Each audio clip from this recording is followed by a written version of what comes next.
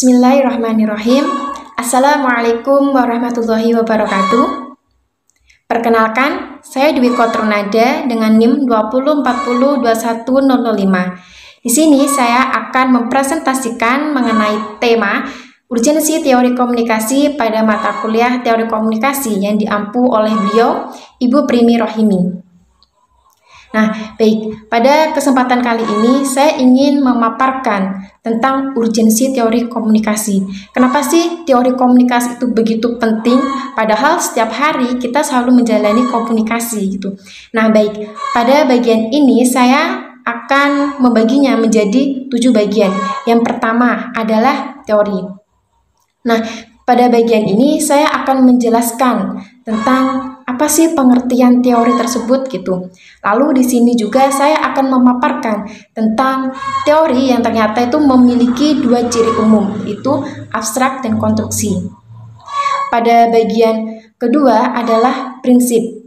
Nah, pada bagian prinsip ini kita akan merujuk kepada seorang tokoh yaitu Little John. Nah, di situ juga terbagi menjadi 3 prinsip yaitu causal necessity, practical necessity, dan logical necessity. Selanjutnya adalah kategori. Nah, pada bagian kategori ini,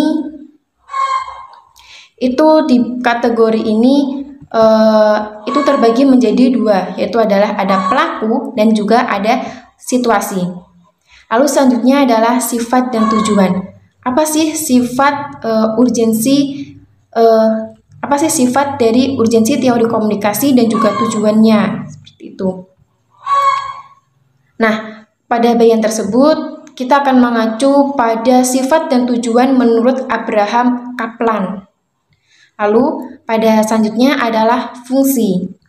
Nah, pada bagian fungsi ini seperti tadi, yaitu pada bagian prinsip kita merujuk kepada Little John, yang ternyata fungsi teori itu sangat banyak sekali, yaitu ada 9 fungsi. Nah, selanjutnya adalah proses pengembangan. Nah, dalam teori komunikasi juga sangat perlu sekali dalam proses pengembangan teori, sehingga nantinya teori tersebut tidak hanya stuck di bagian tersebut, di bagian situ saja, seperti itu. Lalu selanjutnya ada evaluasi. Nah, di bagian evaluasi ini, teori itu memerlukan evaluasi atau tolak ukur gitu. Apakah teori ini itu sama dengan keadaan realitas kehidupan? Seperti itu. Langsung aja pada bagian pertama, itu pembahasan mengenai teori. Nah, pada bagian teori ini, secara umum, istilah teori dalam ilmu sosial itu mengandung beberapa pengertian, yaitu sebagai berikut. Yang pertama, teori adalah abstrak dan realitas. Yang kedua, teori itu terdiri dari sekumpulan prinsip-prinsip dan definisi-definisi yang secara konseptual mengorganisasikan aspek-aspek dunia empiris secara sistematis. Lalu yang ketiga, teori terdiri dari asumsi-asumsi, proporsional, dan aksioma-aksioma dasar yang saling berkaitan. Yang keempat, teori terdiri dari teorema-teorema, yakni generalisasi yang diterima atau terbukti secara empiris. Next, selanjutnya. Nah, selanjutnya, dari pengertian-pengertian di atas yang saya paparkan tadi, dapat disimpulkan bahwasannya nih ya, teori dasarnya merupakan konseptualisasi atau penjelasan logis dan empiris tentang suatu fenomena. Nah, teori ini memiliki 2 ciri umum, yaitu abstrak dan konstruksi. Yang pertama adalah abstrak. Nah, abstrak ini mengetahui suatu hal.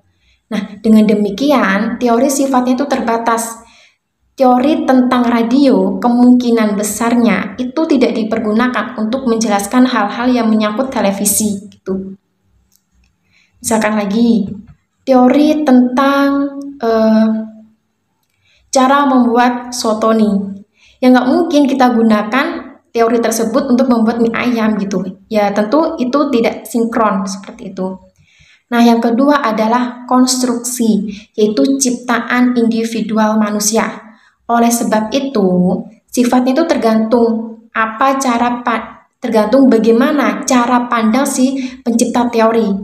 Sifat dan aspek yang diamati, serta kondisi-kondisi lain yang mengikat seperti waktu, tempat, dan lingkungan sekitar. Nah, jadi ciri umum dari teori itu adalah abstrak dan konstruksi. Abstrak tadi adalah mengetahui suatu hal, bahwasannya teori itu sifatnya terbatas. Yang kedua adalah konstruksi, ciptaan individual manusia. Bahwasannya teori itu tergantung bagaimana cara pandang atau cara berpikir dari si pencipta teori tersebut. Lalu yang kedua adalah mengenai prinsip keperluan. Nah, pada prinsip keperluan ini kita merujuk kepada seorang tokoh yaitu Little John yang menjelaskan bahwa prinsip keperluan ini ada 3 macam. Yang pertama adalah causal necessity, yaitu keperluan kasual. Nah, keperluan kausal ini berdasarkan asas hubungan sebab akibat. Umpamanya, karena ada Y dan Z maka terjadi X. Yang kedua adalah practical necessity, keperluan praktis. Menurut para kondisi hubungan, tindakan konsekuensi. Kalau menurut prinsip keperluan kausal tadi, X terjadi karena Y dan Z. Maka menurut prinsip penjelasan keperluan praktis, Y dan Z memang bertujuan untuk atau praktis akan menghasilkan X, seperti itu. Lalu yang ketiga adalah logical necessity, keperluan logika. Nah, berdasarkan pada asas konsistensi logis, artinya Y dan Z secara konsistensi dan logis akan selalu menghasilkan X.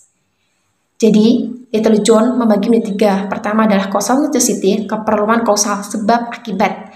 Yang kedua adalah practical necessity, keperluan praktis, yaitu tindakan konsekuensi. Yang terakhir, logical necessity, keperluan logika, yaitu asas konsistensi logis.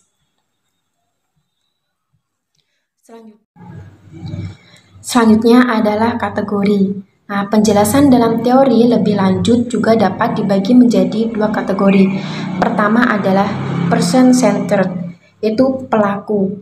Penjelasan yang memfokuskan pada orang atau pelaku, menunjukkan pada faktor-faktor internal yang ada dalam diri seseorang, si pelakunya. Yang kedua adalah situation-centered, yaitu situasi. Nah, penjelasan yang memfokuskan pada situasi menunjukkan pada faktor-faktor yang ada di luar diri orang tersebut, yaitu faktor-faktor eksternal. Jadi dapat dipahami bahwa person-centered itu adalah lebih ke internalnya, sedangkan situation-centered itu eksternalnya, seperti itu. Selanjutnya adalah mengenai sifat dan tujuan teori. Nah, di sini kita akan merujuk pada pendapat dari Abraham Kaplan. Nah, sifat dan tujuan teori menurut Abraham Kaplan adalah bukan semata untuk menemukan fakta yang tersembunyi, tetapi juga suatu cara untuk melihat fakta, mengorganisasikan, serta merepresentasikan fakta tersebut. Teori yang baik adalah teori yang sesuai dengan realitas kehidupan. Nah, teori yang konseptual dan kejelasannya didukung oleh fakta serta dapat diterapkan dalam kehidupan nyata. Apabila teori tidak sesuai dengan realitas, maka keberlakuannya diragukan dan teori tersebut tergolong menjadi teori yang semu.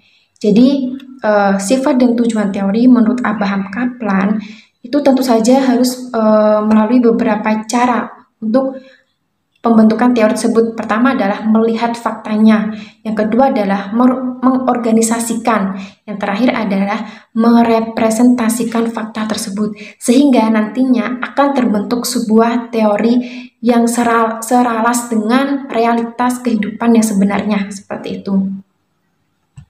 Lalu selanjutnya adalah fungsi teori. Nah, fungsi teori ini kita juga merujuk kepada Little John yang membaginya menjadi 7 fungsi teori, yaitu apa saja ya? Yang pertama adalah mengorganisasikan dan menyimpulkan. Ini berarti bahwa dalam mengamati realitas, kita tidak boleh melakukan secara sepotong-potong. Kita perlu mengorganisasikan dan mensintesiskan hal-hal yang terjadi dalam kehidupan dunia. Yang kedua adalah memfokuskan, artinya hal-hal atau aspek dari suatu objek yang diamati harus jelas fokusnya. Yang ketiga adalah menjelaskan. Maksudnya, teori itu harus mampu membuat suatu penjelasan tentang hal yang diamatinya. Penjelasan ini tidak hanya berguna untuk memahami pola-pola hubungan-hubungan, tetapi juga untuk menginterpretasikan peristiwa-peristiwa tersebut. Yang keempat, mengamati. Menunjukkan bahwa teori tidak saja menjelaskan tentang apa yang sebaiknya diamati, tetapi juga memberikan petunjuk bagaimana cara mengamatinya. Oleh karena itu, teori yang baik adalah teori yang berisikan konsep-konsep operasional. Seperti itu. Yang kelima, membuat prediksi. Fungsi prediksi ini sangat penting bagi bidang-bidang kajian komunikasi terapan, seperti persuasi dan perubahan sifat, komunikasi dan organisasi, dinamika kelompok kecil, public relation, dan media massa. Lalu selanjutnya adalah heuristik. Aksioma umum menyebutkan bahwa teori yang baik adalah teori yang mampu merangsang peneliti. Ini berarti bahwa teori yang diciptakan dapat merangsang timbulnya upaya-upaya penelitian selanjutnya. Jadi pada heuristik ini seharusnya teori itu mampu merangsang seorang penelitinya seperti itu. Sehingga nanti teori yang dibuat oleh peneliti tidak hanya stuck di bagian itu saja, tetapi dapat berkembang ke dalam segala bidang, cakupannya lebih luas lagi seperti itu. Kemudian ada komunikasi, menunjukkan bahwa teori seharusnya tidak menjadi monopoli si penciptanya. Teori harus dipublikasikan, didiskusikan, dan terbuka terhadap kritikan-kritikan gitu. Seperti tadi, ciri komunikasi adalah konstruksi, yaitu diciptakan oleh manusia gitu. Jadi, teori itu tergantung bagaimana pemikiran si pencipta teori tersebut. Nah, sadar ketika teori itu ada ciptaan manusia, maka teori itu boleh untuk dikritik gitu. Dan biasanya jika teori dikritik, itu malah akan lahirlah teori-teori baru seperti itu. Nah, dengan lahirnya teori-teori baru, itu justru akan menambah hasanah pengetahuan kita dan juga menambah relasi kita, pengetahuan kita, seperti itu. Lalu selanjutnya adalah kontrol atau mengawasi. Bahwa asumsi-asumsi teori dapat berkembang menjadi norma-norma atau nilai-nilai yang dipegang dalam kehidupan sehari-hari. Dengan kata lain, teori dapat berfungsi sebagai sarana pengendali atau pengontrol tingkah laku kehidupan manusia. Selanjutnya, fungsi teori adalah yang terakhir, generatif. Teori juga berfungsi sebagai sarana perubahan sosial dan kultur, serta sarana untuk menciptakan pola dan cara hidup yang baru. Jadi, itulah fungsi dari teori yang dikemukakan oleh Little John. Selanjutnya adalah proses pengembangan teori. Nah, teori itu juga butuh pengembangan. Agar apa? Agar teori itu tidak stuck di bagian itu saja gitu. Jadi dia bisa menjelaskan dari semua bidang yang dikaji gitu. Nah, proses pengembangan teori itu melibatkan 4 tahap. Pertama adalah developing question, yang kedua adalah forming hypothesis, yang ketiga adalah testing the hypothesis, yang terakhir adalah formulating teori. Yang pertama, developing question itu adalah pengembangan pertanyaan gitu. Sehingga seharusnya pertanyaan yang dimuat itu bisa lebih kritis, mencakup semua aspek gitu. Istilahnya mengupas semua peristiwa yang terjadi, mengupas semua peristiwa yang terjadi yang ingin dijadikan menjadi sebuah teori seperti itu. Yang kedua adalah forming hipotesis, itu adalah menyusun hipotesis. Jadi hipotesis itu seperti kayak praduga dulu gitu. Yang ketiga adalah testing the hypothesis, itu adalah menguji hipotesis. Nah, di bagian ini itu adalah pengujian apakah hipotesis yang awalnya telah disusun itu sama tidak dengan hasil realitas pengujiannya, seperti itu. Lalu yang terakhir adalah formulating teori, memformulasikan teori. Nah, pada gambar-gambar tersebut yang saya sajikan menunjukkan bahwa pertama, asumsi-asumsi teori itu didedukasikan menjadi hipotesis. Kemudian, hipotesis ini dirinci ke dalam konsep-konsep operasional yang dapat dijadikan sebagai patokan untuk pengamatan atau observasi. Berdasarkan hasil-hasil temuan pengamatan yang dilakukan melalui metode dan pengukuran tertentu, kemudian dibuat generalisasi. Dan dari generalisasi ini akhirnya diinduksikan menjadi sebuah teori. Sementara dijelaskan tentang proses pembuatan keputusan yang dapat dipergunakan dalam pengembangan teori. Bagian atas garis-garis terputus menunjukkan dunia abstraksi simbolis, sementara di bagian bawah menunjukkan pengambilan data atau fakta di dunia kehidupan nyata. Seperti itu, sebagaimana digambarkan proses pengujian dan pengembangan teori dari model 1 sampai model 3 tersebut dapat melibatkan beberapa kali tahap pengumpulan data. Sampai akhirnya kita dapat mengambil keputusan bahwa model teori yang dihasilkan pada model 3 baik dalam arti tingkat reliabilitas dan validitasnya memadai. Seperti itu. Pembahasan yang terakhir itu adalah tolak ukur dalam mengevaluasi kesalahan teori atau kesahihan teori.